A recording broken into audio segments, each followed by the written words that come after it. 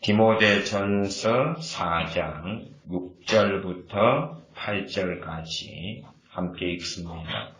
너가 이것으로 형제를 깨우치면 그리스도 예수님의 선한 일꾼이 되어 믿음의 말씀과 너가 좇은 선한 교훈으로 양육을 받으리라. 망령되고 허탄한 신화를 버리고 오직 경건에 이르기를 연습하라. 육체의 연습은 약간의 유익이 있으나 경건은 범사에 유익하니 금생과 내생의 약속이 있느니라. 아멘. 경건에 이르기를 연습하라. 경건에 이르는 연습의 본질은 기도와 말씀이어서 4장 5절은 하나님의 말씀과 기도로 거룩하여 지내니라. 또한 6장으로 가면 6장 3절부터 6절까지 디모데전서 6장 3절부터 6절까지는 제가 읽습니다. 누구든지 다른 교훈을 하며 다른 말 듣고 우리 주 예수 그리스도의 말씀과 경건에 관한 교훈에 창념치 아니하면 저는 교만하여 아무것도 알지 못하고 변론과 언쟁을 좋아하는 자니 이로써 투기와 분쟁과 회방과 악한 생각이 나며 마음이 부패하여지고 진리를 잃어버리어 경건을 이익의 재료로 생각하는 자들의 다툼이 일어나느니라. 그러나 지족하는 마음이 있으면 경건이 큰 이익이 되느니라. 아멘. 주 예수 그리스도의 말씀과 경건에 관한 교훈에 창념치 아니하며 지금의 시대에는 말씀보다 많은 사람들이 미혹되어서 애연, 환상, 꿈 같은 것에 집중하고 치중합니다. 당연하게 하나님께서는 지금도 꿈과 환상을 통해 말씀하시고 애연을 통해 말씀하시는 건 사실입니다. 그러나 꿈이나 환상이든 애언이든 그 어떤 것이라 할지라도 그 방향성은 명백합니다. 명백한 방향성은 각 사람들이 주 예수님을 통하여 구원받으며 주 예수님의 사람으로 변하는 것입니다. 사람이 주 예수님의 장성한 분량에 이르르며 주님의 말씀에 맞는 사람으로 변하려면 디모데전서 6장 3절 말씀처럼 주 예수 그리스도의 말씀과 경건에 관한 교훈에 창념해야 된다. 그 말입니다. 환상과 꿈이나 애언에 창념하고 집착하는 것이 아니라 주 예수 그리스도의 말씀과 경건에 관한 교훈에 창념해야 된다. 이게 명백한 진리입니다. 지금 시대에는 이 엔타임, 마지막 때라 그런 미혹들이 굉장히 많아집니다. 당연하게 지금은 마지막 때인 것은 정확한 사실입니다. 주님께서 오셨을 때부터, 초림하셨을 때부터 마지막 때의 시작이었고, 그리고 지금은 마지막의 마지막을 살고 있습니다. 그러나 마지막 때라는 미혹은 과연 뭔가 그러면 밑도 끝도 없이 지금은 엔타임 마지막 때이기 때문에 새로운 계시의 시대가 되었다고 주장하는 겁니다. 마지막 때가 되었기 때문에 지금까지 보지 못했던 어떤 다른 삶의 그리스도인의 방식이 나타날 것이다. 그래서 신사도 운동하는 사람들은 2001년부터 피터 와그너의 무슨 계시에 따라서 사도와 선지자의 시대가 열렸다. 신사도와 신선지자의 시대가 열렸다. 뭐 등등부터 시작해서 또한 셀바라지 같은 사람은 엔타임이기 때문에 이제는 마지막 때는 하나님께 직접 응답받고 직접 매일 모든 것에 대하여 응답받고 하나님의 뜻대로 살아야 된다. 극단적으로 말하면 밥 먹을 때도 밥을 언제 먹어야 될지, 무슨 반찬을 먹어야 될지까지도 응답받아가지고 살아야 될 엔타임이 되었다. 그렇게 말하죠. 제가 최근에 이 셀바라지가 얼마나 거짓 선지자인지 설교했고, 최근에 신사도 운동가들이나 많은 선지자들이라고 하는 자들이 얼마나 거짓된 자들인가 설교를 한참 했더니, 어떤 여러 사람이 저를 비난하고 욕을 해요. 그 중에 한 사람은 그렇게 말하더라고요.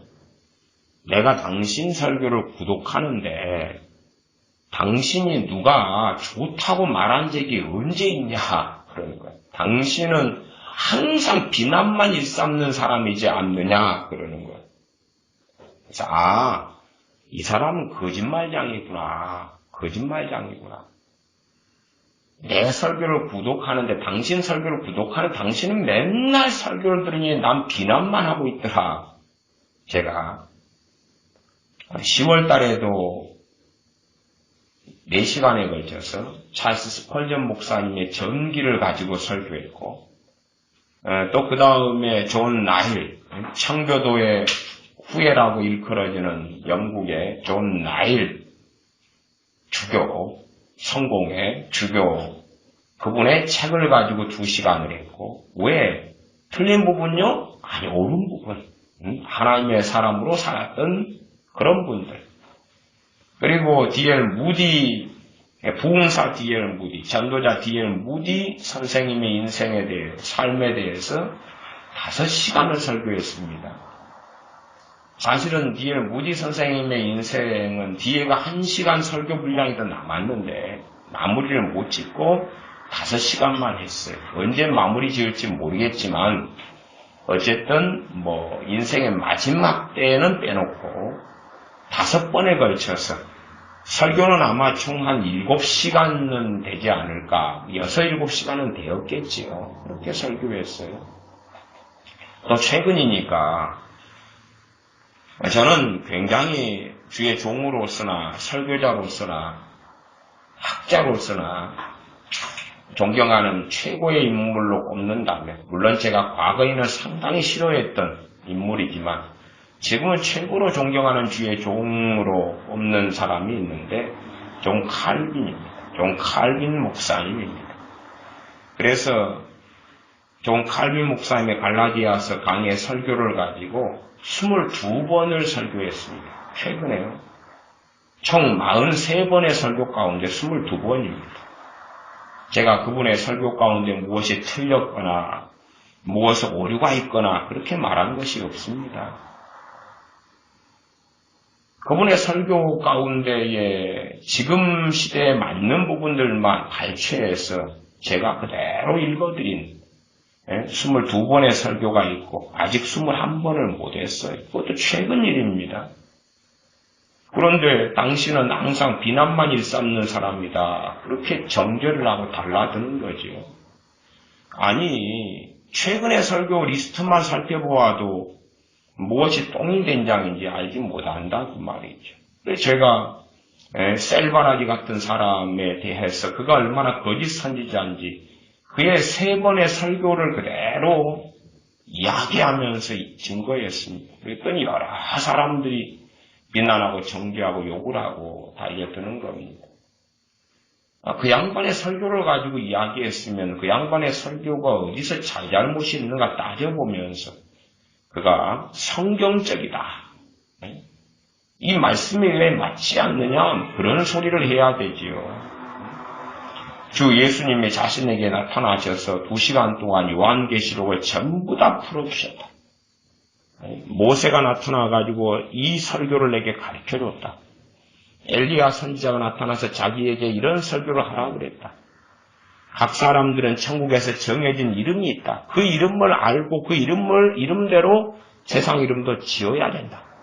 그렇지 않으면 사명을 감당하지 못하게 된다. 각 사람은 정해진 운명이 있다. 사람은 그 운명대로 살게 된다. 죽을 자리도 정해져 있다. 셀바라디가 말하는 마지막 때 엔타임에는 마지막 때 성도들에게는 음식이 떨어지지도 않고 끝없이 음식이 생겨날 것이다. 물을 준비할 필요도 없다. 식량을 준비할 필요도 없다. 또한 마지막 때 성도들은 불에 들어가도 타지지 않도록 몸이 내화성으로 변할 것이다. 그런 정신나간 소리를 한 그 사람의 설교를 가지고 3시간을 걸쳐서 이야기를 했으면 앞뒤를 들어본 다음에, 물론 셀바라지 추종자들이 대한민국에 아주 많기 때문에, 셀바라지 추종하는 목회자들도 아주 많기 때문에 그 멋들어의 길을 걸어가려면 걸어가라 그 말입니다. 나 최소한은 뭘 판단하려면 앞뒤 꼭지를 다 들어본 다음에 하든지, 개 돼지도 아니고 참마진만 가지고 들어보지도 않고 짓거리면 그게 말이냐 뭐냐 하는 이야기죠. 그래서 우리나라는 이 개 돼지로 가득한 사람들이 많습니다. 대한민국이 어떠한 길을 걸어가나 이미 90년 넘어서 꺾어서는 심각한 좌경의 길을 걸어가서 지금까지 걸어왔는데, 교회는 영적으로 얼마나 쇠락했는가. 그래서 지금의 기독교인 안에는 제가 볼 때는 몇 종류가 없습니다. 첫 번째 종류는, 물론 저는 이단이나 사입이라고 결코 보지 않습니다. 그냥 굉장히 많은 절반 이상의 한국 기독교인들. 대부분 저는 실질적인 교주주의 속에서 살고 있다. 그렇게 봅니다. 이제 지금의 결론입니다. 실질적인 교주주의는 뭐냐 그러면 목회자가 교주같이 돼버린 거지. 그래서 열심히 교회에 충성하고 봉사하고 큐티하고 셀예배 드리고 식당 봉사하고 차량 봉사하고 열심히 교회의 부흥을 위해 기도하고 전도하고 그러면 충분하다. 그래서 대한민국은 불타오르고 망해져 가고 있는데도 아무런 신경을 쓰지 않습니다. 자기가 타고 있는 대한민국 호라는 이 배가 좌초하고 있는데 꼭 세월호처럼 난파되어서 좌초하고 있는데 평안하다. 교회를 위해 기도만 하면 되고 교회 부흥을 위해서 기도하면 되고 그렇게 하면 된다. 그런 교주주의 같이 변해버린 우리 목사님이 시키는 대로 순종만 하면 된다.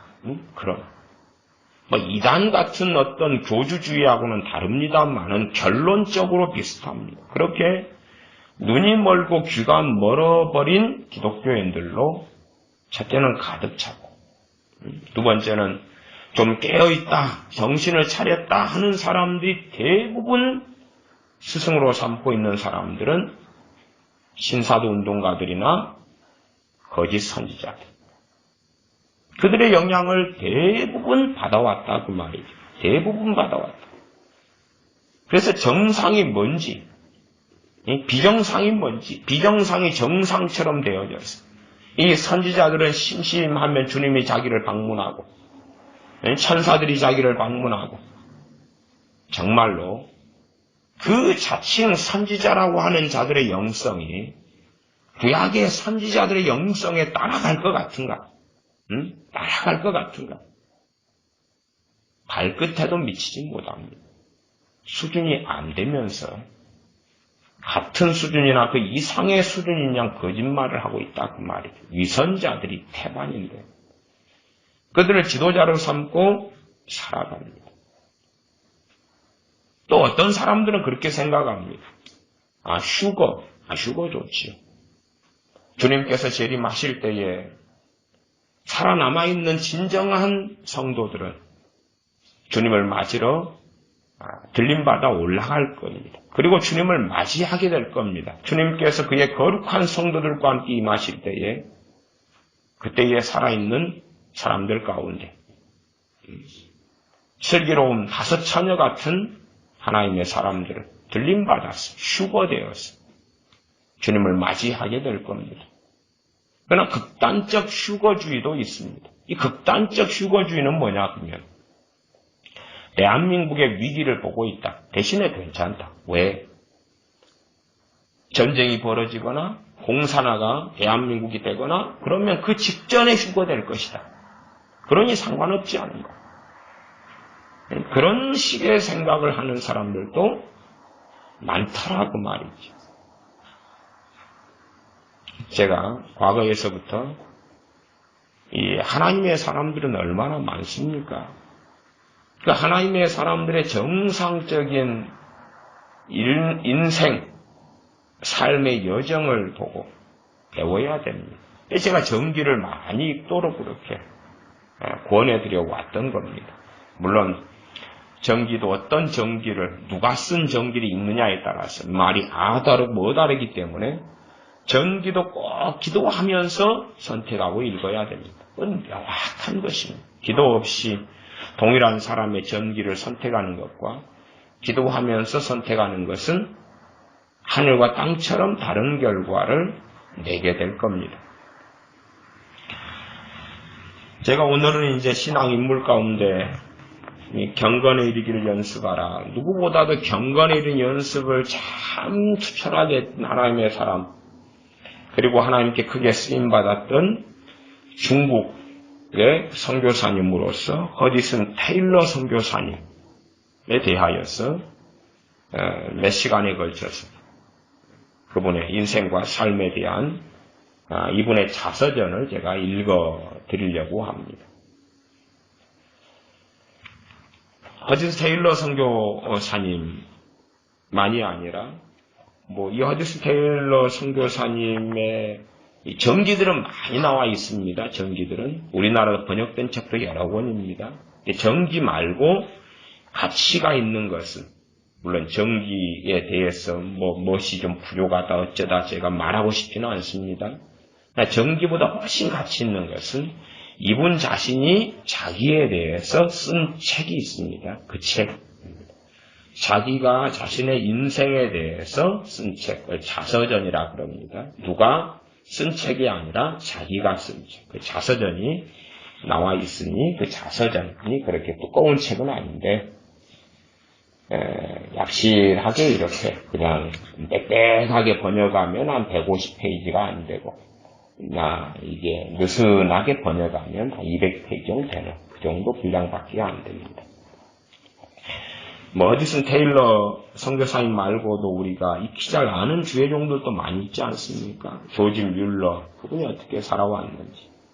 또 존 뉴턴, 나 같은 죄인 살리신, 지금 존 뉴턴 그 선장, 어떻게 살아왔는지. 또 제가 10월 달에 4번에 걸쳐서 설교했던 찰스 스펄전 목사님이 어떤 하나님의 사람인지. 또 마틴 루터. 지금 시대는 마틴 루터나 존 칼빈에 대한 이 공격과 저주와 악담이 가득한 시대입니다. 로마 카톨릭의 전략이죠. 로마 카톨릭의 전략입니다. 오히려 종교개혁을 부정해야 되고 뿌리채 흔들어야 되기 때문에 이 하나님의 사람들에 대하여 온갖 그럴듯한 것을 끄집어내어서 공격하는 것입니다. 그래서 이제는 마틴 루터나 존 칼빈에 대해서 변호를 해야 되는 시대가 되었는데 얼마나 끔찍한 시대인가. 존 웨슬리, 감리교를 세웠던 존 웨슬리, 요한 존 같은 이름이죠. 그 다음에 지금 이제 전기, 이분의 자서전을 좀 읽어갈 터인데 허디슨 테일러 선교사님, 중국의 선교사님. 그리고 지난달에 제가 5시간, 총 6강의짜리인데 5번 하고 마무리하지 못했는데 지난 10월에 5번째가 설교했던 D.L. 무디 부흥사 전도자 무디 선생님, 또 오스왈드 챔버스, 윌리엄 캐리, 선교의 아버지 윌리엄 캐리, 또 존 칼빈, 종교개혁자 존 칼빈, 미국의 백악성 운동의 선두주자인 조나단 에드워드, 믿음의 사도라고 과거에 일컬어졌던 그러한 사무엘 모리스, 이런 하나님의 사람들, 말하자 보면 정말 많습니다. 정말 많아요. 그러나 그런 하나님의 사람들의 일생은 살펴보기를 원하지 않고 무슨 계시를 받았다, 천사가 찾아왔다, 엘리야가 찾아왔다, 뭐 어쨌다 저쨌다. 정말 이 시대의 자칭 선지자라고 하는 인간들이 누가 그들이 조지 뮬러나 스펄전이나 D.L. 무디나 이런 허디슨 테일러보다 더 나은 사람이 정말 있을 것 같냐고 말이에요. 천만부당한 이야기입니다. 결코 낫지도 못하고 대부분 거짓된 자들인데 어떻게 더 낫냐 그 말입니다. 그래서 이들의 생애와 삶을 통해서 어떻게 하나님 말씀 역사, 어떻게 기도가 응답받고, 어떻게 기도가 정말 말씀 그대로 능력이 있고, 정말 정상적인 그리스도인의 삶은 어떤 길을 걸어가고 하는 것을 살피고 알아야 되죠.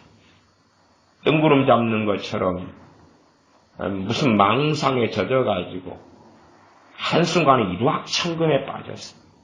대부흥, 대추수 같은 일확천금. 가만히 있어도 뭐가 생기는 그런 사람들은 이 부흥의 역사를 이해하지 못합니다. 제가 그래서 지난 11월에는 한국의 평양대부흥이나 1903년부터 1906년까지 원산대부흥도 이야기를 쭉 했었고 그런 부흥이 일확천금하고는 다르다는 것을 제가 설명한 거예요. 사실은 미국의 평양대부흥이나 요한 웨슬리를 통한 부흥이나 D.L. 무디를 통한 부흥도 그런 일확천금하고는 다른 거예요. 전혀 다른 거예요. 웰기 부흥 같은 경우도 사람들이 생각하는 그 일확천금 그런 것하고 다른 겁니다. 그런데 이 교회사를 제대로 공부하지 않기 때문에 무식해가지고 자기에게 좋은 감언, 이설, 매토막을 받아들인 가운데 모든 것을 환상을 꿈꾸는 이 바보같이 되어져 버린 시대입니다. 지금은 좀 별 기괴한 신앙 세력들이 판을 치는 시대입니다. 그래서 이 거짓 선지자들의 집회 같은 데 가면 정말 말도 안 되는 이야기를 나옵니다. 뭐 지금 이 시간부터 애언이 풀어질지어다. 부가 증가될 겁니다. 기름 부음이 증가될 겁니다. 하나님의 능력이 증가될 겁니다. 어쩌고 저쩌고. 도대체 성경의 근거가 어디 있냐 그 말이죠. 그리고 그렇게 한 다음에 뭐가 있냐 그 말이에요. 뭐가 있다면 증가된 것처럼 기름 부음이나 뭐 애언이나 뭐가 증가된 것처럼 보이는 스스로 그걸 인정하는 사람들의 저는 절대 다수라 그러겠습니다. 그들은 미혹개혁에 침입하고 씌워버린 겁니다. 그래서 그런 자들은 3년 뒤를 보면 뻔합니다. 5년 뒤를 보면 확연하게 자기는 인정하지 못해도 주변 사람들은 저 사람이 이상해졌다고 인정하는 그런 자리에 서 있게 되는 겁니다. 이제 스펄전 목사님의 이 선교사님의 생애에 대해서 일단은 오늘 이 첫 시간으로 시작을 해보겠습니다. 허디슨 테일러 선교사님은 1832년에 태어나서 1832년에 태어나서 1905년까지 사셨고 1905년이 한 73세 정도 되는 해인데 중국에서 아들과 며느리와 함께 선교를 다니다가 그러다가 중국에서 돌아가셨습니다. 허디슨 테일러 선교사님은 영국 사람입니다. 그래서 영국 출신으로 나중에 이제 지금 시대에 우리가 알고 있는 그 OMF 선교회가 있습니다. OMF 선교회를 다른 말로 하면 오지 선교회 그렇게도 말하지만은 주로 동아시아 선교회 그렇게 말합니다. OMF에서 O의 약자는 Overseas, M은 미셔너리, F는 펠로우십 그럽니다. OMF 선교. OMF 선교회를 만든 설립자입니다. 근데 OMF 선교회는 이제 나중에 바뀐 이름이고, 허지슨 테일러 선교사님이 1832년생인데 1865년에 중국 내지 선교회를 중국 선교사님으로 세웁니다. 중국 내지 선교. 1865년이면 몇 살 때입니까? 33살 때지요. 중국 내지 선교회를 세웁니다. 중국 내지 선교회니까 영어 약자로는 CIM 선교회가 되겠습니다. C는 차이나죠. 더 차이나, 이는 인랜드, 내지니까 인랜드, 선교회는 미션. 더 차이나 인랜드 미션. 그래서 CIM 선교회를 세웁니다. 그리고 설립한 지 한 30년 지났을 때는 선교사님들만 약 한 640명 선교사님들이 거기에 속해서 중국을 위해서 자신들의 삶을 내어드립니다. 그러니 이 OMF 선교회를 통해서 수백만 명 이상의 사람들이, 중국인들이 구원받았다. 그렇게 말할 수가 있습니다.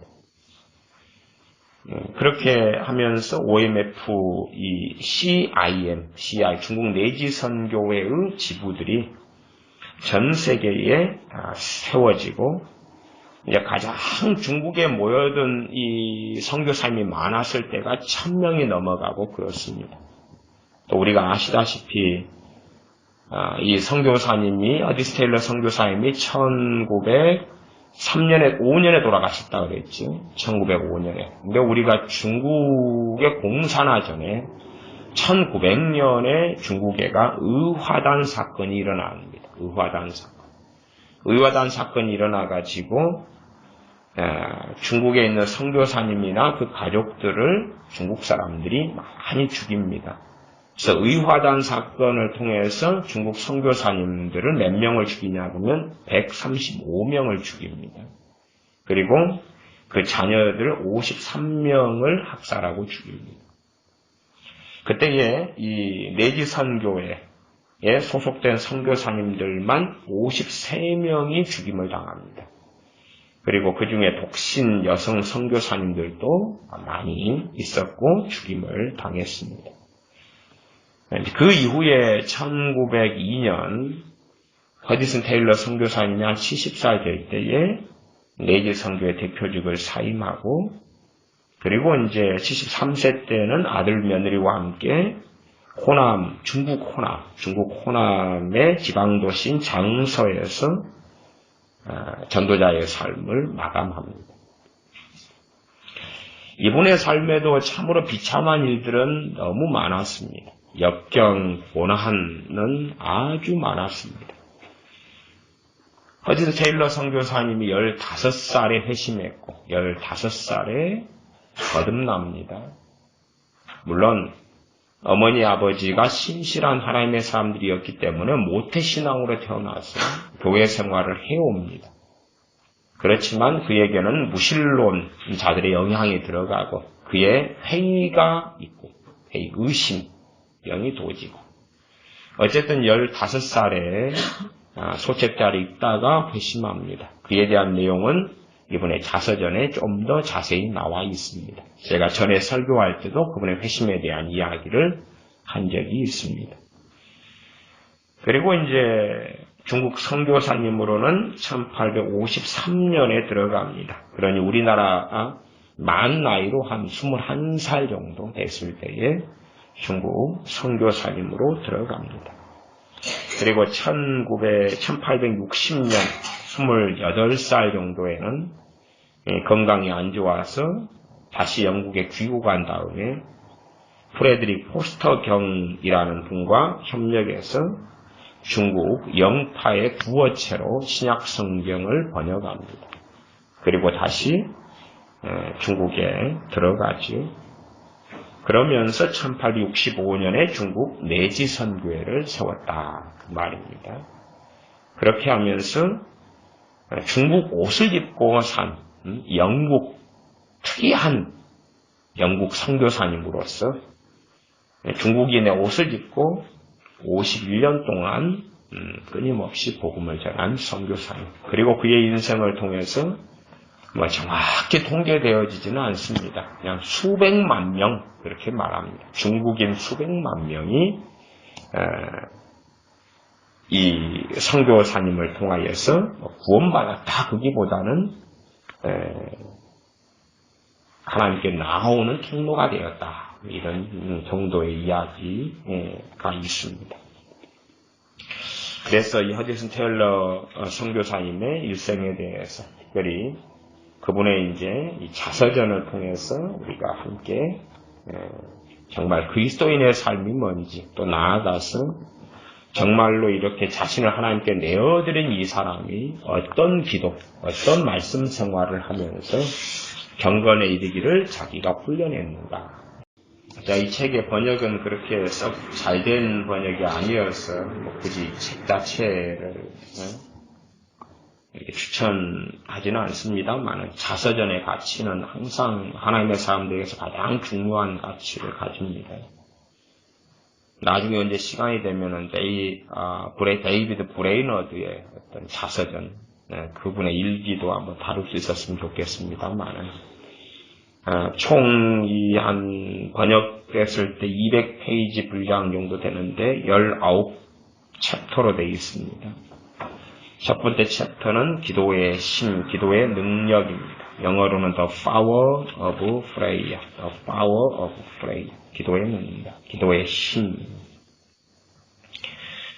수백만의 중국 사람들이라는 책의 첫 페이지에는 중국 내지 선교회가 설립되고 그것이 점차 구체적인 형태로 발전되어 가는 과정을 살펴볼 수 있는 자료들이 나타난다. 1894년 초에 나타난 하나님의 은혜를 기록한 중국 내륙 내지 선교 이야기 속에서도 이 점을 이야기하고 있다. 중국 내지 선교 이야기라는 책을 부니스 양이 기록했다 그럽니다.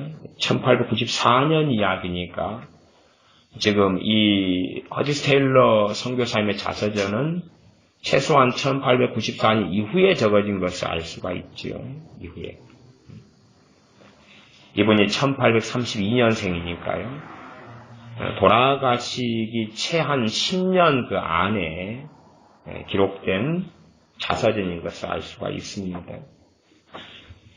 그래서 이제 이 수백만의 중국 사람들이라는 이 책을 사람들이 읽기 쉽게 이 팜플렛 형태로 계속하여 만들어가지고 배포해 왔다. 그 이야기를 합니다.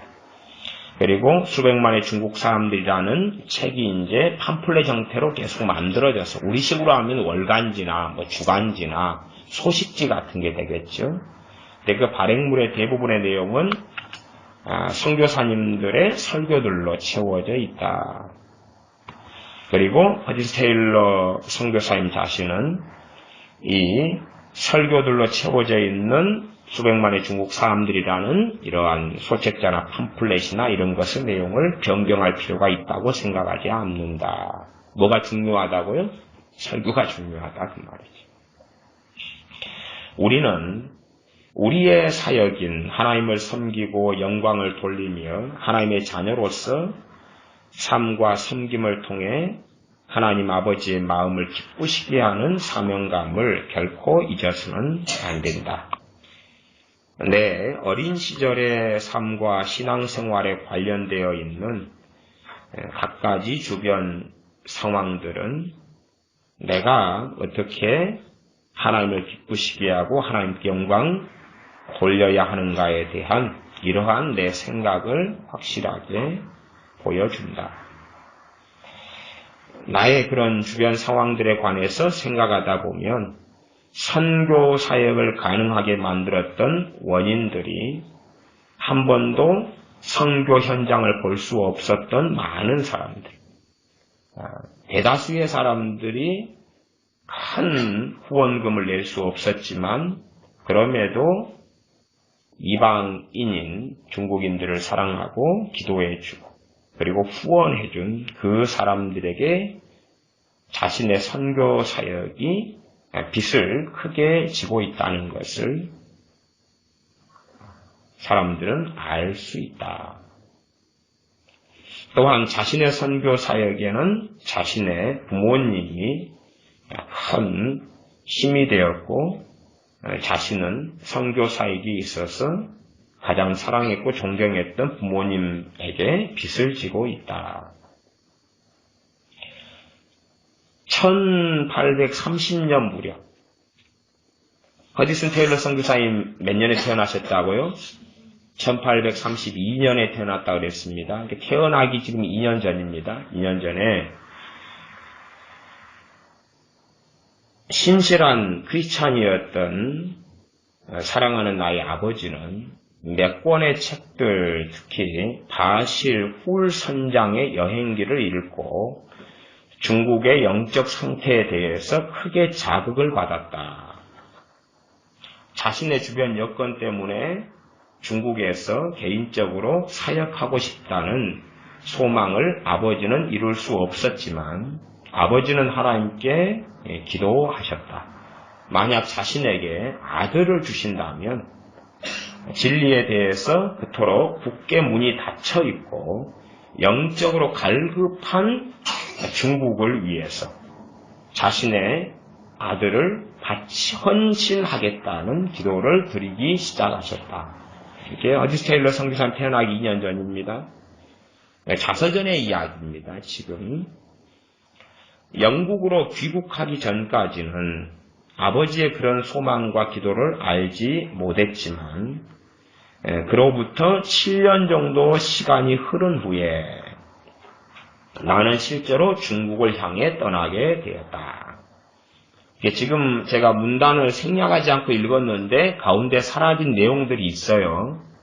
그것은 뭐냐, 영국으로 귀국하기 전까지는 그 말은 어디 딴 데 있다가 허디슨 테일러 선교사님이 어린 시절에 집으로 돌아왔다 그 말이죠. 몸이 약해서 집으로 돌아왔다 그 말이에요. 그리고 이제 7년 뒤에 그러니까 선교사님은 나갔을 때가 1853년이니까 그 앞에 7년 뒤 21살 때 그 전에 7년 전에죠. 7년 전에. 그럼 몇 살 때가 되죠? 14살 때가 되죠. 회심은 15살이 하는 거고. 집으로 돌아온 다음에 집으로 왔을 때는 최소한 14살이 집으로 다시 공부하다가 몸이 아파서 돌아왔는데 그 돌아왔을 때까지의 최소 14살 때까지는 아버지가 또 부모님이 자기를 중국에 보내는 선교사로 자신을 하나님께 드렸다는 것을 몰랐다 그 말이죠. 그런 이야기를 별로 하지도 않고. 그리고 이제 주님을 영접하고 믿게 된 회심 이야기는 좀 뒤에 나오고요. 실제로 중국으로 향하게 되었다. 이 문제와 관련해 내가 태어나기 전에 드려진 기도가 어떤 방법으로 응답을 받게 되었는가를 알고는 많은 관심을 가지게 되었다. 이게 자기가 아버지의 기도에 힘입고 부모님의 기도에 힘입어서 중국의 선교사님으로 간 이야기. 기도의 능력 이야기를 지금 하고 있는 거죠. 이 첫 번째 챕터가. 두 번째는 자기의 회심이 어머니와 누나의 기도에 힘입었다 하는 거예요. 어머니와 누나의 기도에 도움을 받아서 자기가 회심했다. 그러나 이 허디슨 테일러는 어릴 때부터 하나님에 대해서 관심이 있었고 정말로 주 예수를 믿고자 했던 마음의 갈망이 있던 아이였습니다. 그건 전제. 그리고 하나님의 때에 맞게 어머니는 기도했고 누나도 기도했다. 그런 이야기를 전제로 이해하셔야 돼요. 나의 허약한 건강 때문에 나는 몇 년 동안 선교사로 나가는 것이 지체될 수밖에 없었다. 그러나 때가 되자 하나님은 나의 건강을 회복시켜 주셨고 나의 삶을 준비시키시며 선교 현장에서든 집에서든 나보다 더 강한 사람들도 포기할 수밖에 없었던 힘든 사역을 견뎌낼 수 있도록 힘을 채워주셨다.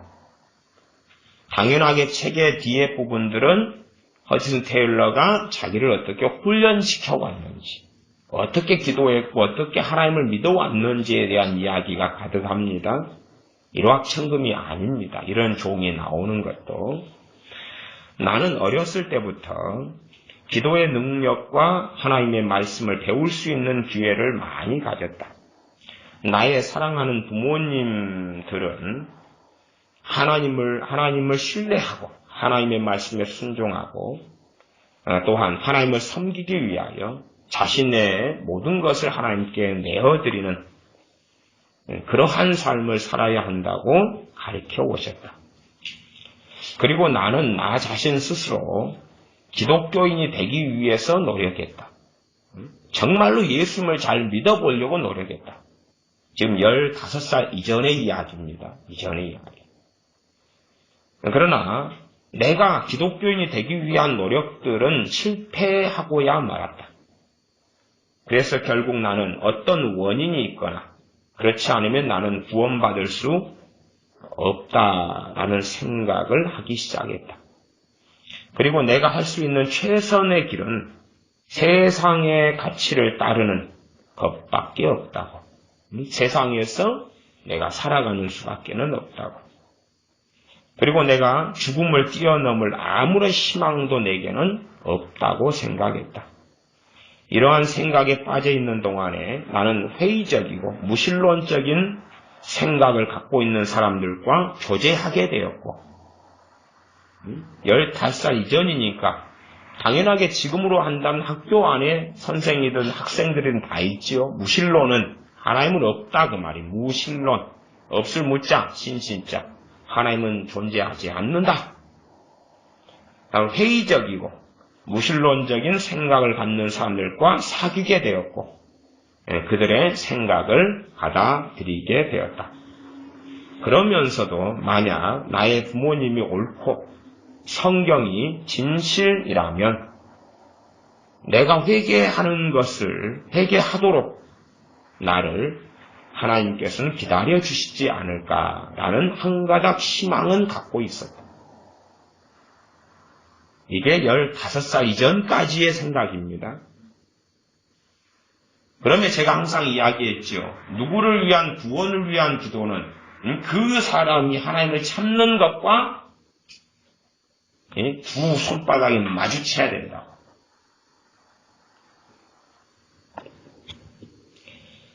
기독교인들에게 나타나는 내적 불일치. 무슨 말인고 하니? 하나님 말씀을 믿는다고 하지만 당연하게 말씀대로 살지 않는 것. 내적 불일치.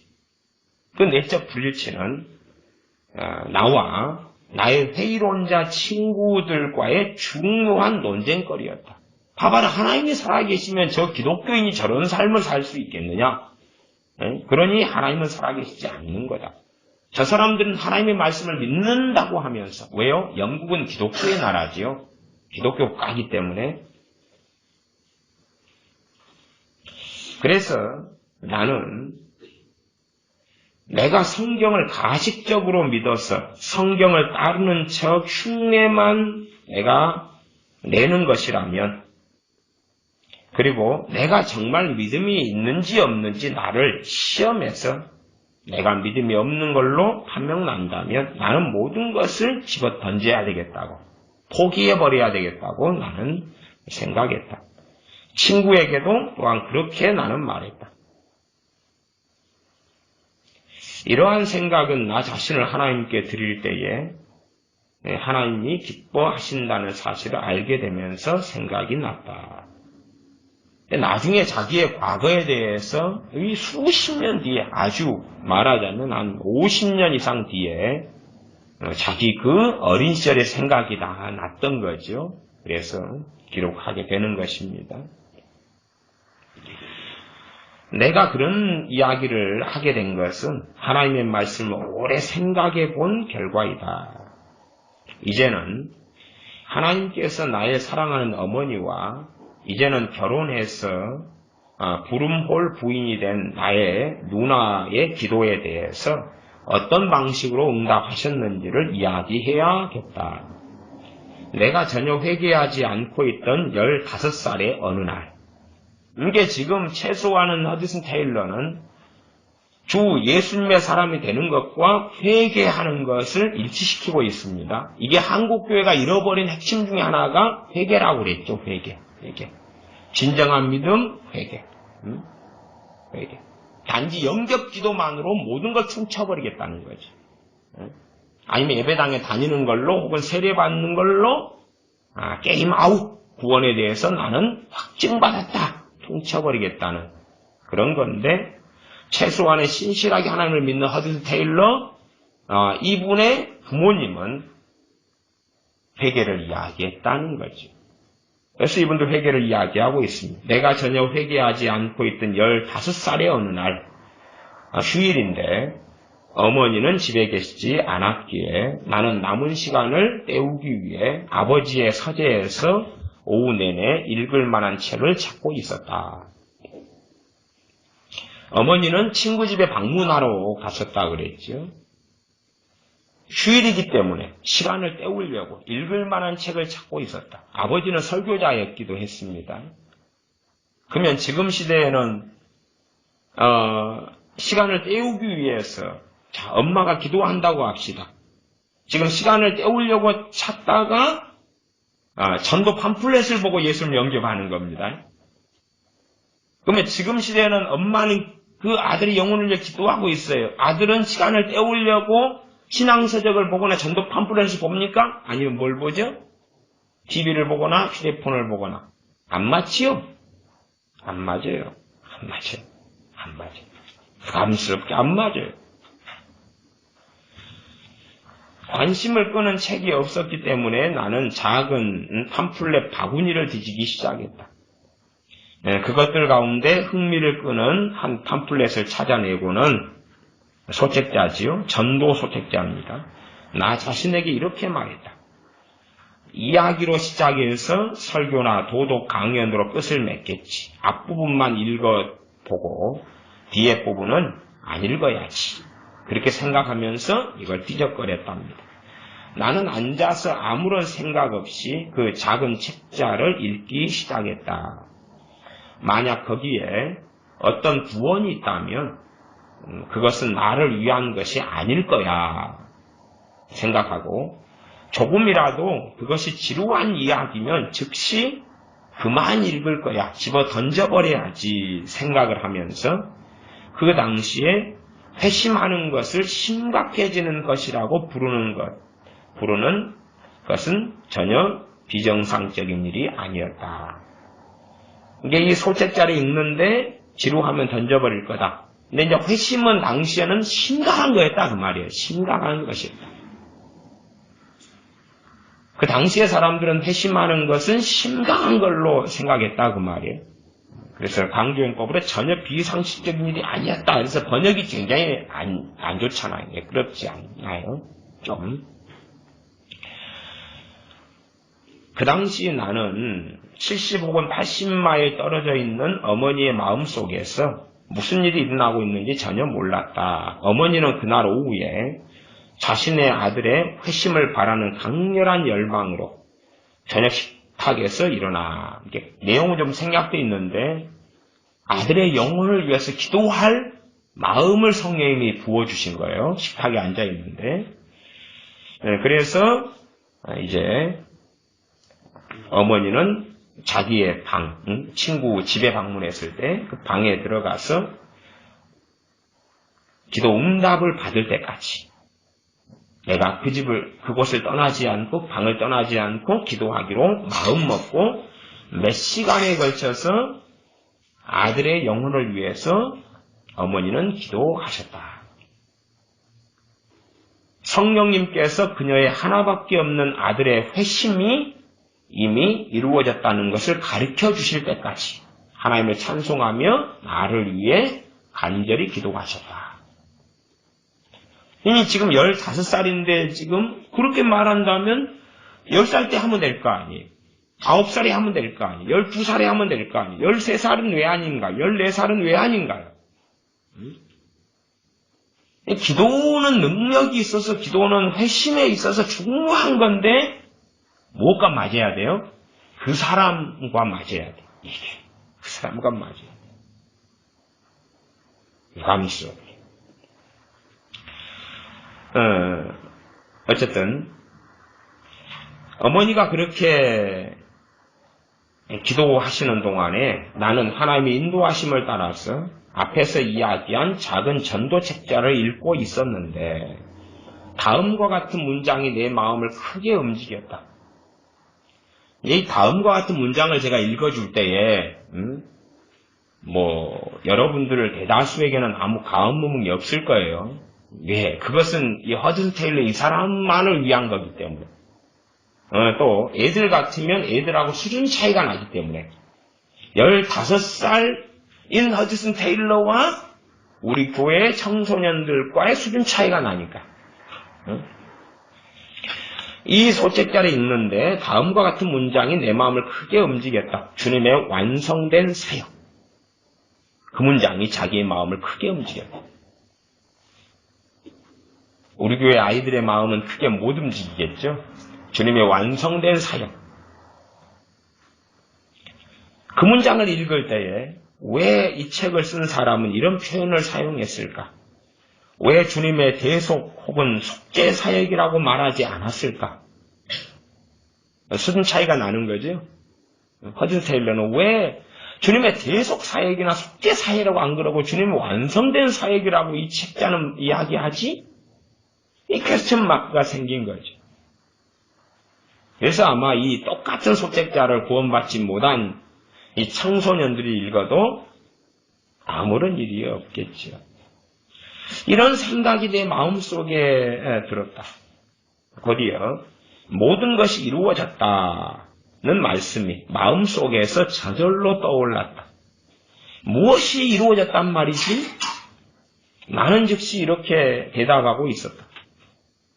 죄에 대한 완전하고 완벽한 속죄와 보상. 빛은 대리인인 하나님의 아들에 의해서 갚아졌다. 예수님은 우리의 죄 때문에 죽으셨으며 우리의 죄뿐만 아니라 온 세상의 죄를 대신해 죽으셨다. 이것이 깨달아졌다. 그 말입니다. 또 이런 생각이 떠올랐다. 모든 사역이 완성되었고 모든 빛이 다 갚아졌다면 이제 내가 할 일은 무엇일까? 점점 뚜렷해지기 시작하는 기쁨의 확신과 함께 성령님께서 역사하신 빛이 내 영혼 속에 밝게 비치기 시작했다. 그런 생각 가운데 지금 회심했고 구원받았다 그 말이죠. 그런 생각 가운데 회심했고 구원받았다. 무릎을 꿇고 우리의 구세주와 그의 구원하심을 받아들이며 이제부터 영원히 그를 찬양하는 것 외에는 더 이루어져야 할 일은 이 세상에 없었다. 나의 어머니께서 방에서 무릎을 꿇고 하나님을 찬양하는 동안 나는 이 작은 전도 소책자를 읽고 있던 낡은 창고에서 하나님을 찬양하고 있었다. 이 소책자 안에 몇 문장들이 자기 마음에 딱 파고든 거예요. 그러면서 생각하고 깨닫고 스스로 무릎을 꿇고 주님을 영접한 거예요. 그 전에는 기독교인이 되려고 노력을 했단 말이죠. 그러나 말씀이 역사하고 말씀이 깨달아져야 되는 거, 회심의 역사가 일어나는 겁니다. 그런 일이 있은 지 며칠 후 나는 누나에게 나의 기쁨에 찬 확신에 대해서 구원받은 것이죠. 주님을 영접한 것에 대하여 용감하게 말했고 누나에게는 이런 일을 비밀로 하도록 다짐을 받았다. 3일이 지난 다음에 어머니께서 집으로 돌아오셨을 때에 어머니를 현관에서 만났고 나의 기쁜 소식을 이야기했다. 어머니는 알고 있었다. 사랑하는 아들아, 4번째 날 밤에 큰 기쁨 속에서 너가 그런 말을 하게 될 것이라고 나는 알았다. 아니, 어머니 어떻게 알았어요? 놀라서 물었다. 누나가 약속을 어겼나? 아무에게도 이야기를 않겠다고 약속했는데 그 생각했다. 어머니는 그러한 사실을 알게 된 것은 인간을 통해서가 아니고 어떤 성령님의 주시는 기쁨 속에서 저절로 알게 되었다고 말씀하셨다. 여러분도 마찬가지겠지만 내가 기도의 능력을 믿지 않는 불신자였더라면 어머니가 이미 내가 구원받았다는 것을 알게 되었다고 말씀하시는 것은 믿기 어려운 일이었을 거다. 그것이 전부가 아니었다. 약간의 시간이 지난 다음에 나는 내 노트인 줄 알고 나의 노트와 똑같은 노트를 얼결에 내 것인 줄 알고 집어보았는데 그것은 누나의 일기장이었다. 내가 펼쳐보았을 때에 내 시선을 잡은 것은 그 일기의 첫 부분이었다. 일기의 주인은 누나였는데 그녀는 하나님께서 동생의 회심에 응답을 주실 때까지 매일같이 기도하고 있었다. 그로부터 정확히 한 달 후에 하나님은 감사하게도 나를 어둠으로부터 빛을 향해 가도록 돌려놓으셨던 것이다. 누나의 일기장에 자기를 위한 기도가 지금 한 달째 이렇게 하고 있는 게 기록되어진 걸 본 거죠. 그래서 어머니의 기도와 누나의 기도로 그 도움을 받아서 자신이 회심하였다. 이게 기도의 능력의 챕터에 나와 있는 이야기입니다. 그러한 과정을 거쳐서 내가 구원을 받았기 때문에 나는 신앙생활의 초기부터 하나님의 약속은 매우 구체적이고 기도는 하나님과 사람 사이에 이루어지는 실제적인 상호작용이라고 느끼게 되었다. 물론 제가 지금 번역이 굉장히 깔끔하지 못한 것을 제가 교통정리하면서 읽어서 그나마 좀 듣기 나은 거예요. 이 앞뒤 주어 목적어가 이 번역이 아주 책이 이상해요. 어쨌든 두 번째 챕터는 소명입니다. 하나님의 부르심, the call to service, 소명. 시간의 흐름에 따라 회심의 첫 기쁨은 사라져갔고 많은 갈등과 함께 영혼이 죽는 것과 같은 고통의 시간이 찾아왔다. 회심을 하면 예수를 영접하고 정말 영접하고 거듭나면 무엇이 찾아와요? 기쁨이 찾아옵니다. 기쁨, 또 평안, 기쁨, 평안, 기쁨이 찾아와요.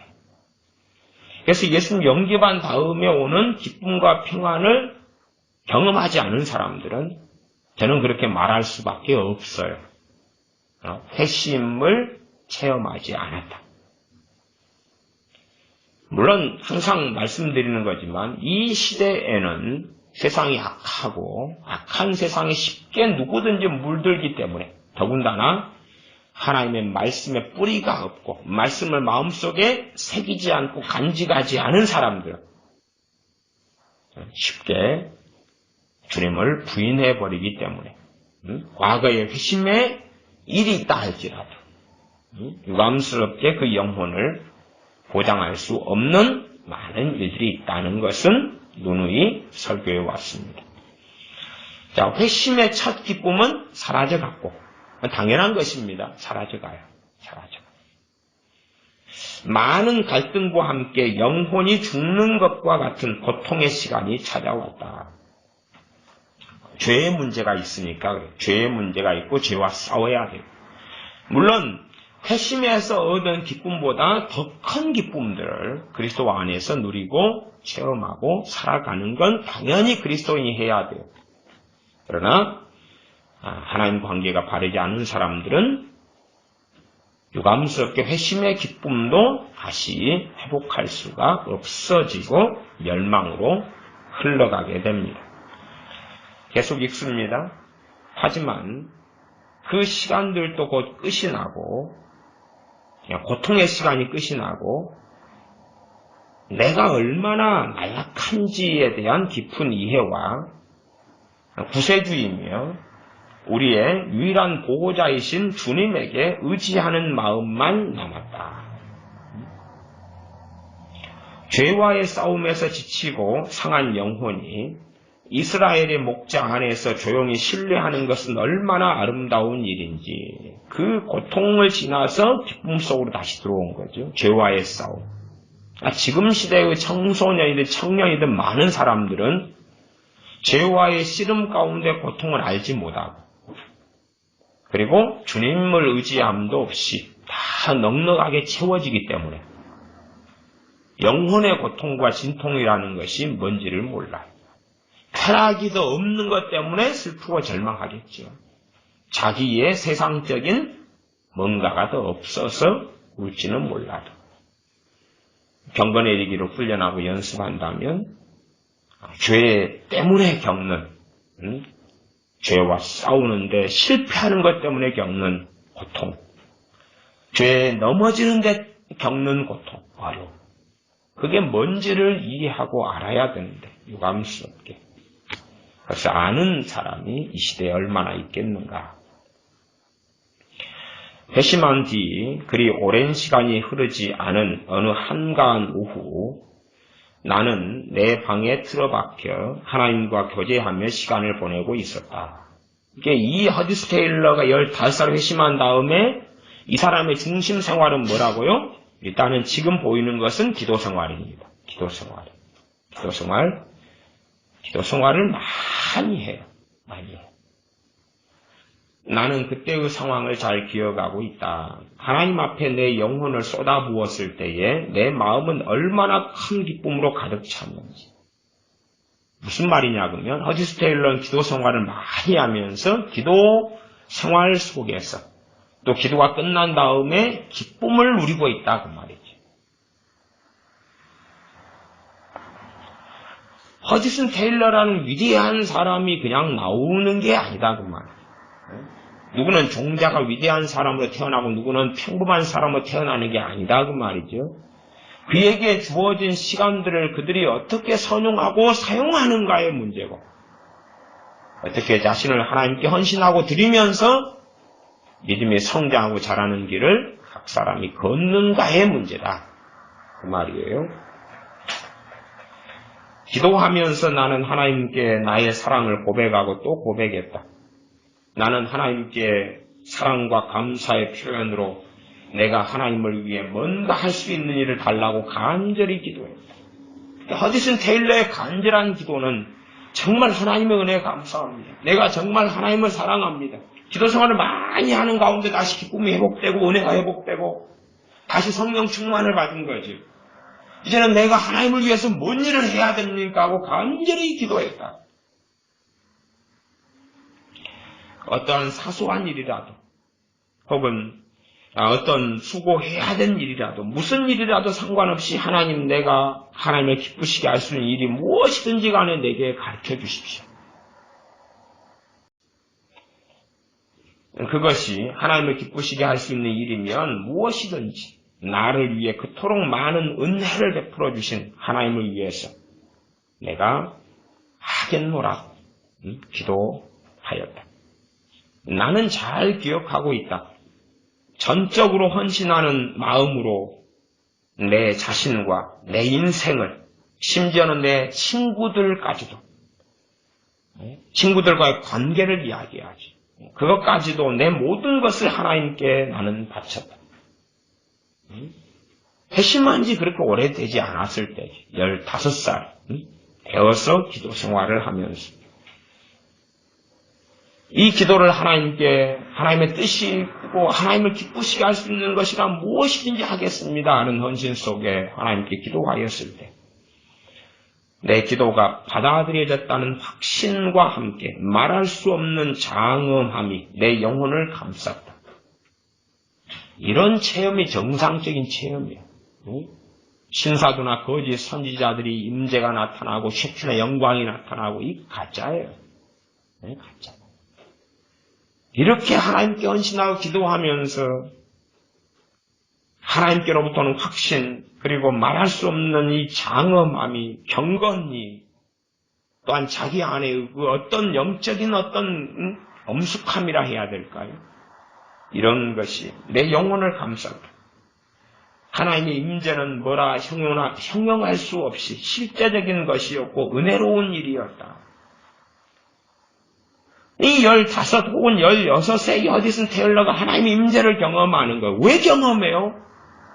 정말로 자신을 하나님께 내어드리고 하나님을 위해서 내가 어떤 일이든지 하겠습니다. 그러한 일을 내게 알려주십시오라고 간절히 하나님을 위해서 살고 싶은 소원과 열망 가운데 간절히 기도했을 때 그랬다 그 말이지.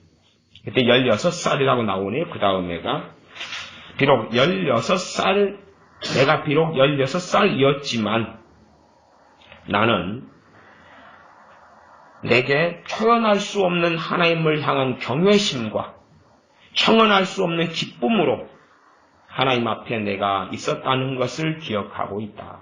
자신 안에 하나님에 대한 형언할 수 없는 하나님을 경외하는 마음, 또한 말할 수 없는 하나님으로부터 온 기쁨으로 자신 안에 가지겠다는 것을 16살 때를 기억한다. 내게 어떤 일을 하시라고 하실런지 나는 알지 못했다. 그러나 내가 더 이상 나 자신을 위해서 살아서는 안 된다는 것을 나는 알았고, 또한 내가 내 자신의 어떤 소유물들을 가지고 부유하게 살 수 없을 거라는 것을 깊이 나는 깨달았다. 자기 부, 자기 성공, 많은 재산 하고는 자기하고는 아무 상관이 없을 거라는 것을 깊이 깨달았다. 16살에 하나님 안에서 깊이 거하면서 그 깊은 자각은 그 후 내 인생에서 결코 지워지지 않았다. 그것은 매우 실제적인 자각이었다. 그러니까 이 하나님의 사람은 개인적인 소유물을 가질 수 없게 될 것이라는 깊은 자각, 부유하게 사는 것과 상관이 없다는 깊은 자각을 했는데, 지금의 신사도 등등은 엔타임이라 그래서 부의 이동을 이야기하는 거예요. 허디슨 테일러 같은 주의 종이 이 전 지구상에 100명, 1000명만 있으면 어떻게 되겠느냐 그 말이에요. 그러나 거짓 선지자들은 10,000명을 모아놔도 허디슨 테일러 같은 종이 되지는 않는다 그 말이죠. 그로부터 2년 혹은 3년 뒤에 의학 공부를 할 수 있는 아주 좋은 기회가 마련되었다. 한 의사 선생님 밑에 도제로 들어갈 수 있는 기회가 내게 생겼던 것이다. 2년 혹은 3년 후에 의사의 길을 걸을 수 있는, 당시 의사는 의과대학보다는 의사선생님 밑에서 도제식으로 배우는 그런 방식이었는데 그 기회가 생겼다. 물론 의과대학 계통도 또 있습니다. 그렇지만 나는 내 마음대로 아무 곳에나 갈 수가 없었다. 왜냐하면 하나님께서 나를 언제 어떻게 부르실지 알지 못했기 때문에, 하나님께서 그 의학 공부로 나를 부르시는 건지를 나는 알 때만이 나는 그 길을 걸어갈 수 있었던 것이다. 그러한 은혜로운 경험들을 가진 몇 달 후에 기도하는 가운데 하나님께서 내게 원하시는 것은 중국이라는 암시가 내 영혼 속에 떠올랐다. 기도를 하는데 중국이라는 것이 마음속에 떠오르는 거죠. 허디슨 테일러 이분도 하나님의 음성을 듣고 산 거 아니에요. 그러나 거기 선지자들이 들은 것과는 다른 거예요. 평범함 속에서 모든 그리스도인이 경험할 수 있는 음성이라. 그 사역은 나의 삶 전체를 바쳐야 될 가능성이 높았다. 당시 중국은 지금처럼 문호가 개방된 나라가 아니었다. 중국에서 사역하고 있는 선교 단체들도 극히 소수였고, 중국 선교라는 주제와 관련해 읽어볼 만한 책도 별로 없었다. 하지만 내 고향의 목사님께서 허드 메스트의 허드 메스트라는 저자가 쓴 중국, 책 제목은 중국이란 책 한 권을 가지고 있다는 것을 알게 되었고, 고향 목사님에게 책을 빌려달라고 부탁했다. 당시에는 자료나 뭐가 없으니까. 그 부탁을 흔쾌히 받아들이면서 목사님께서는 그 책을 왜 읽고 하는지 물었다. 나는 그에게 목사님께 하나님께서 그 땅에서 선교 사역을 감당하라고 나에게 명령하셨다고 말씀드렸다. 그 목사님은 그러면 어떻게 중국에 갈 예정입니까? 물었다. 나는 전혀 모른다고 대답했다. 나는 우리의 모든 필요를 채워주시는 하나님께 의지해서 돈 한 푼 없이 출발했던 초대교회의 사도들처럼 그렇게 하는 것이 필요하리라고 생각하고 있었다. 초대교회 사도들이 돈 한 푼 출발해서 때때로 일했던 것처럼 자기도 그렇게 필요하다면 해야 되지 않을까 생각했다. 목사님은 내게 이야기했다. 오 청년이여 좀 더 어른이 되면 지금보다는 현명해지겠지. 예수님 당시에는 그런 생각들이 잘 통할 수 있었겠지만 지금은 아닐세. 이 목사님은 부정적으로 이야기한 거죠. 너가 지금 믿음 의지해서 하나님께 의지하고 선교사 가려고 그러는데 시대가 바뀌었어. 그런 거지. 그래서 허드 테일러 선교사님께서 이야기합니다. 나는 그때로부터 나이를 많이 먹었지만 현명해지지는 못했다. 그 목사님이 현명해질 걸세 그런 현명은 안 생겼다. 약 가지고 약삭 바르고 인간의 방법을 통원하고가 아니라 무릎으로 기도로서 선교사역을 감당하고 재정을 충당받았다. 그 말이죠. 어떤 면에서 허드 테일러 선교사님이 걸었던 길은 조지 뮬러 목사님이 걸었던 길과 굉장히 유사합니다. 필요한 것을 가지고 사람에게 의뢰하지 않고 입도 뻥끗하지 않는 그런 훈련을 했어요. 얘들 같으면 그런 거예요. 내가 내일 학용품을 준비해야 돼요. 부모한테 엄마한테 이야기를 안 하는 거예요. 기도를 하는 거예요. 그러면 엄마가 먼저 무슨 말을 해야 돼요? 너 내일 돈 안 필요하냐? 그 이야기 안 하면 이제 회개하면서 학용품 없이 학교를 가는 거지. 아니, 비유하고 예화를 대하면 그런 이야기예요. 그렇게 자기의 삶을 하나님 앞에 믿음을 훈련했다 그 말이에요. 그런 이야기가 뒤에 가득 나와요. 가득 나와. 자기 삶에서 자기를 연단한 거예요. 경건에이르게 훈련하는 거예요. 쥐뿔도 안 하는 거죠. 나이가 들어도 그런 훈련을 어떻게 받겠어요?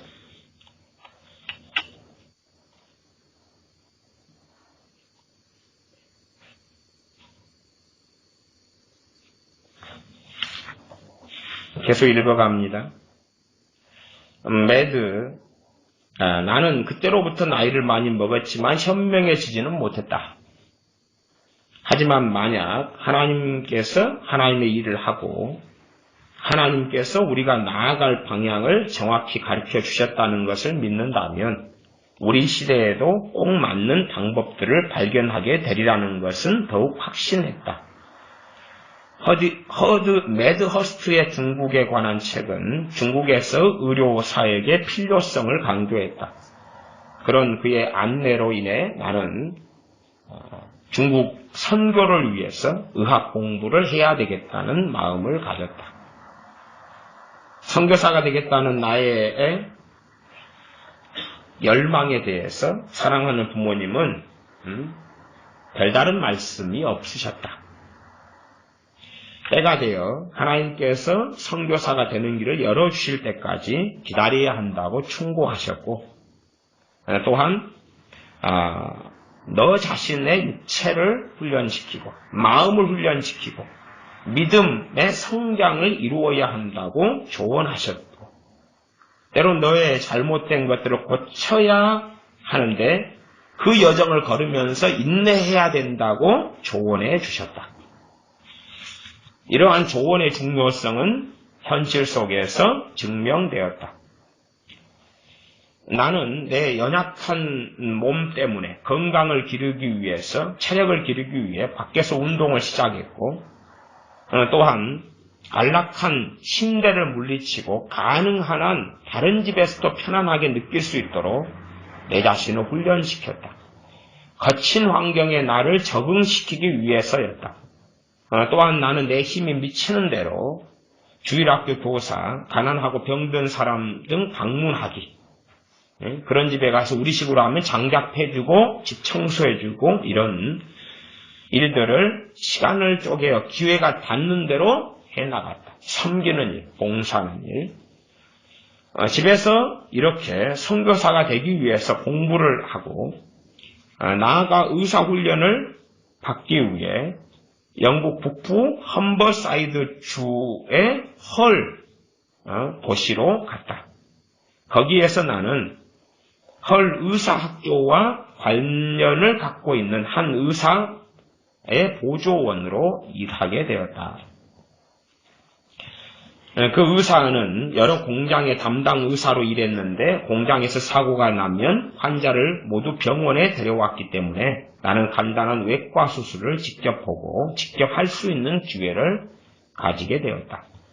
이제는 내가 결코 빼먹어서는 안 될 사건에 대해서 이야기해야겠다. 조금만 더 이제 읽어가서 이 의사로서의 경험 한 2장 정도만 더 보겠습니다. 이제는 내가 결코 빼먹어서는 안 될 사건에 대해서 이야기해야겠다. 집을 떠나기 전에 나는 하나님의 사역을 위해서 내 개인적으로 얻은 소득이나 소유물의 일정 부분을 하나님께 떼어서 드리는 것을 생각하고 있었다. 다시 말하면 11조 이야기입니다. 결국 나는 하나님의 사역을 위해 내가 직접 번 돈이든 아니면 유산으로 받게 된 것이든 그 돈의 10분의 1 이상을 바치기로 결심했다. 헐에 있는 병원의 의료 보조원으로서 공급을 받고 있었기 때문에 그 결심을 실천하기는 쉬웠다. 월급에서 떼면 되니까요.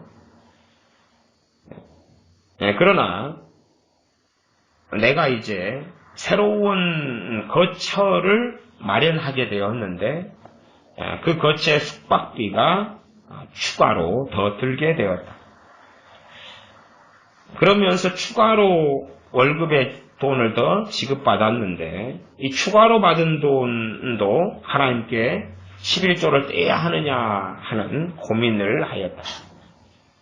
국가에 내는 세금을 고려하지 않았다는 생각이 들었다. 게다가 전체 수입에서 11조를 떼게 되면 추가로 받는 돈 해가지고 숙박을 새로 이제 집을 얻었는데 하숙집을 얻었는데 그 돈에서 또 전체 11조를 떼고 나니까 돈이 부족해 버린 거예요.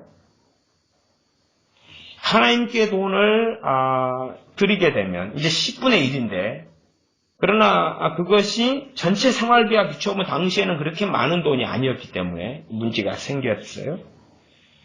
그래서 나는 한동안 어떻게 해야 될지를 몰라 혼란스러웠다. 많은 생각과 기도 끝에 이게 하나님의 음성을 듣는 삶은 이게 중요한 거예요. 많은 생각과 기도를 해야 돼요. 많은 생각과 많은 기도예요. 나는 머물러 있던 안락한 숙소를 떠나 시 외곽에 있는 작은 여인숙으로 거처를 옮겼다. 그렇게 함으로써 내 전체 수입에서 별다른 어려움 없이 11조를 할 수 있게 되었다. 왜요? 싼 곳으로, 불편하고 싼 곳으로 옮긴 거예요. 나는 이사하기를 잘했다고 느꼈고 나에게 적지 않은 축복이 되었다. 혼자서 하나님의 말씀을 공부하고 가난한 사람들을 보살필 수 있는 시간이 더 많아졌고 여름 저녁이면 복음 사역을 펼칠 수 있었다. 또한 불행한 많은 사람들과의 만남을 통해서 나는 사람들에 대하여 잘 이해하고 알고 나아가서 내가 번 돈 가운데 더 많은 돈을 그들에게 나눠주게 되었다. 나중에는 버는 돈의 3분의 2 정도까지도 나누어 주게 되는 것 같아요. 그 즈음에 나는 그리스도의 재림에 관한 내 친구의 질문이 나의 관심을 끌었는데 내 친구는 주석이나 설명 없이 주님의 재림에 관한 성경 구절 목록을 주고 내가 그것을 깊이 있게 살펴 숙고할 수 있도록 조언을 해주었다. 한동안 나는 주님의 재림에 대한 말씀을 공부하는데 시간을 들였다. 이게 아직은 좀 20살 전의 이야기입니다. 20살 전의 이야기예요. 그 결과 주님께서는 부활하신 이후에 지상을 떠나셨던 주님께서 다시 재림하시고 그리고 다윗 왕의 왕자를 이어받아 왕으로 통치하게 되실 것을 알게 되었다. 더욱이 신약성경 전체를 통해 그리스도의 재림은 이스라엘 백성들의 위대한 소망이고 항상 헌신과 봉사의 강력한 동기가 되어 왔으며 불행과 고통에 빠진 사람들의 가장 큰 위안이 되어 왔다는 것을 깨닫게 되었다. 또한 주님의 재림 시기는 누구도 알 수 없고 언제나 주님의 재림을 기다리며 사는 사람들에게는 주님의 재림을 기다리는 것이 큰 특권이라는 것도 알게 되었다. 왜냐하면 주님의 재림을 기다리며 사는 것이 영적인 삶이며 또한 주님께서 어떤 특정한 시간에 오시든 오시지 않든 중요한 것은 주님을 맞이하기 위해 항상 준비되어 있는 것이다. 주님께서 언제 오시든 주님을 슬픔이 아니라 기쁨으로 맞이하게 되어야 하는 것이다.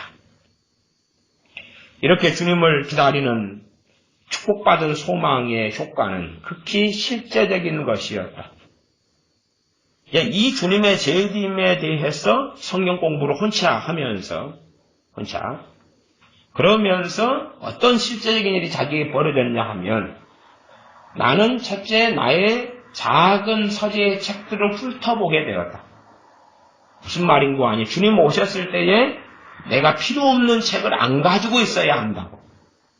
필요치 않거나 사역과 관계없는 책들이 있지 않나 살펴서 그래서 그 책들 가운데 여러 책들을 가난한 이웃들에게 나누어 주었다. 두 번째, 나는 나의 옷장을 꼼꼼히 살폈다. 주님이 즉시 오신다면 부끄러움을 가지게 될 만한 것을 갖고 있지 않나 생각했어. 그래서 나의 옷들 중에서 일부를 좋은 것을 위해서 사용하는데 썼다. 주님의 재림에 대해 성경 공부를 하고 결과가 그의 삶의 변화로 나타났다 그 말이죠.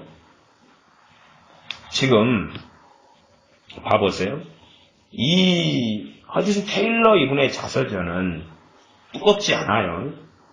책을 좀 꼼꼼하게 쓰면 150페이지가 안 되고 느슨하게 썼을 때 200페이지인데 그러면은 이분을 통해서 수백만 명의 영혼들이 또한 많은 기적, 많은 이적, 소위 신사구나 거짓 선지자들이 말하는 환상, 계시, 그럼 그것을 쓸만한 것이 얼마나 많겠어요? 그런 게 있어요? 없어요? 없죠. 오히려 말씀을 어떻게 깨달았고, 어떻게 믿음이 성장했고, 어떻게 기도했고, 그러한 지극히 정상적인 그리스도인의 삶에 대해서 이야기하고 있는 거예요. 자기의 영광을 드러내는 게 아니에요. 나는 이런 사람이야. 주님이 언제 찾아올 정도의 경건을 가진 사람이야. 아마 이 거짓 선지자들 같으면 자기를 계속하여 드러내려고 그런 이야기로 책을 쓰면 채운다 그 말. 설교를 해도 그걸 채우죠. 그렇지 않다 그 말이에요.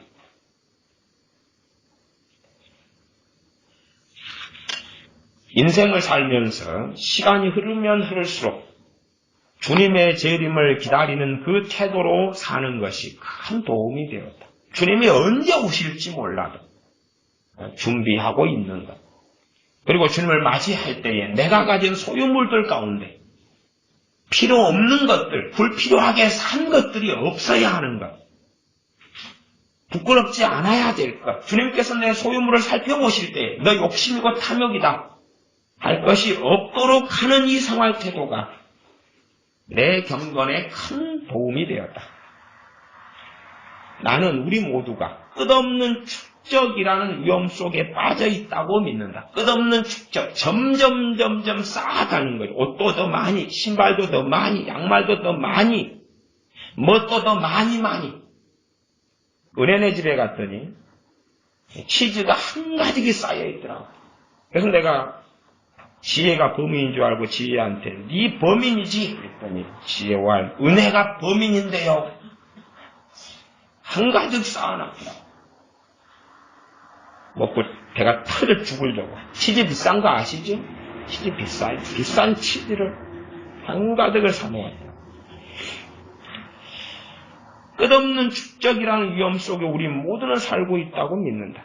나에게는 아무런 필요가 없는데도 모든 것을 소유하려고 하는 마음의 강박관념에서 온다. 그러한 소유는 하나님의 축복의 결핍을 초래한다. 내가 육적으로 더 많이 가지면 가질수록 하나님의 축복은 내게서 더 멀어진다는 거지. 축복이 뭡니까? 하나님과 동행하는 것, 그분의 영적인 임재 속에 살아가는 것 등등이죠. 어리석은 사람들은 육적인 것과 영적인 것과 함께 할 수 있을 줄 아는 거지. 떵떵거리고 부귀영화를 누리면서도 성령 충만하여 살아갈 줄로 생각하는 거짓말 속에 살죠. 교회가 갖고 있는 모든 재원들이 제대로만 활용된다면 정말로 많은 사역이 이루어질 것이다. 많은 가난한 사람들이 먹을 것을 얻게 되고 헐벗은 자는 옷을 얻게 될 것이고 아직 복음을 전달받지 못한 수많은 사람들은 복음이 전달받게 될 것이다. 나는 올바른 물질 사용을 위해서 부단한 마음의 훈련과 상황이 허락하는 한 물질을 효과적으로 사용하는 방법이 구체적으로 가르쳐져야 한다고 조언하고 싶다. 이분은 이제 어떻게 자기의 물질을 관리하고 어떻게 쓰고 어릴 때부터 이미 10대 때부터 이걸 훈련해 온 거예요.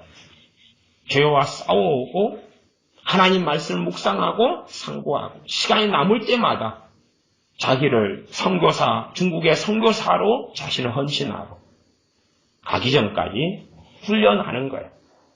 그래서 중국 선교사로 가기 위해서 이 의사가 되는 것, 의료 훈련을 받는 게 필요하구나. 자기를 위해서가 아니라. 그리고 돈 가운데 10분의 1을 먼저 떼지만 남는 지금처럼의 아르바이트에서 버는 돈이 아니라 넉넉한 돈이 아니라 적은 돈에서 떼지만 점점 더 많이 떼어가고 또한 하나님께 드릴 돈을 떼는데 자기 삶하고는 안 맞기 때문에 더 가난하고 더 좋지 않은 그러한 하숙집을 얻어서 이사하는 것을 우리가 끝까지 보았습니다. 물론 책의 페이지로는 이제 28페이지 정도까지밖에는 못 읽었습니다. 얼마나 앞으로 더 읽게 될지는 이제 모르겠습니다만 이 정상적인 하나님의 사람의 삶을 우리가 살펴보면서 바르게 이 거짓된 것들을 분별해 나가야 되고 하나님의 종들의 샘플을 보면서 그러면서 말씀 속에 우리는 거하여야 합니다. 기도하겠습니다. 아버지 하나님, 허디슨 테일러라는 주의 종의 삶의 한 부분을 우리가 살피면서 어떻게 하나님의 사람으로 살아야 될지를 우리가 돌아봅니다. 하나님을 어떠한 환경, 상황 속에서도 의지하며 신뢰할 뿐만 아니라 하나님을 위하여 돈을 쓰며 하나님을 위하여 삶을 계획하며 하나님을 위하여 우리 자신을 내어드리는 그러한 헌신된 믿음의 여정을 걷게 하여 주시옵소서. 우리 주 예수님의 이름으로 기도하옵나이다. 아멘. 기도하겠습니다.